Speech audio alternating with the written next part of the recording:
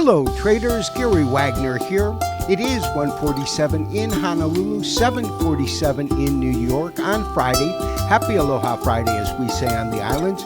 It is the 26th day of May, 2023, and this is the Weekend Review. The Bureau of Labor Statistics released the latest data on inflation today, the PCE.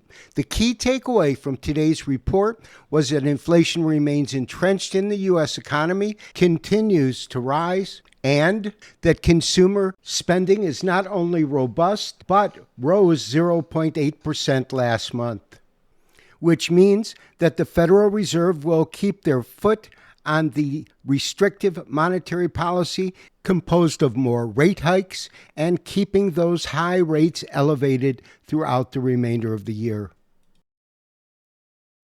Gold prices did rise today, but by a paltry $2.40, with the most active futures contract currently fixed at $1,946.10. The dollar was in essence unchanged, with the index down 0.01% and fixed at 104.16. Silver had a huge price swing, forming a candlestick pattern called an engulfing bullish pattern, closing just off the highs at 23.44.5 cents.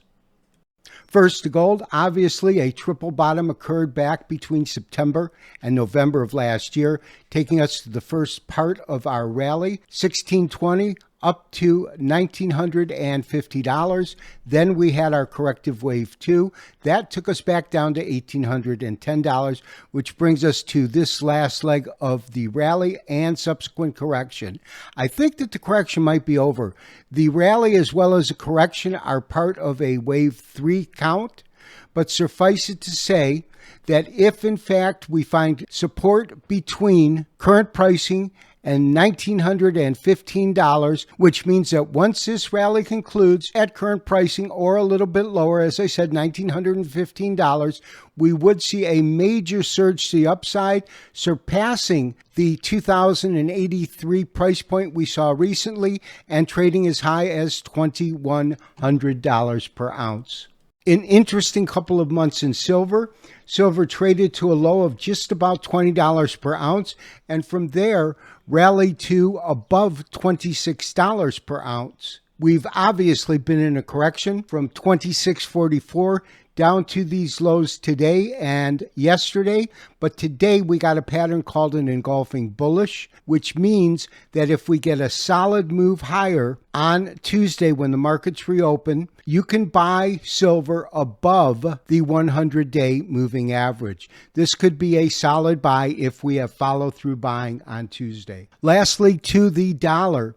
We had a substantial decline, which took the dollar index down to 100.50 back at the first week of May. For the remainder of the month, we saw the dollar index move from 100.50 up to the recent high, which occurred today at 104.35. And interestingly enough, we got a doji. A doji occurs when the open and closing price are equal or a tick apart. What makes them most significant is during a defined uptrend such as we have seen.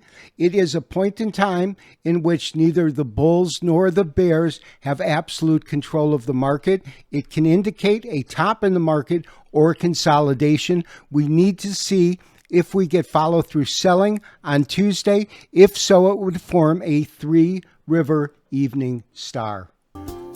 This has been Gary Wagner, wishing you as always good trading. Have a great 3-day Memorial Day weekend.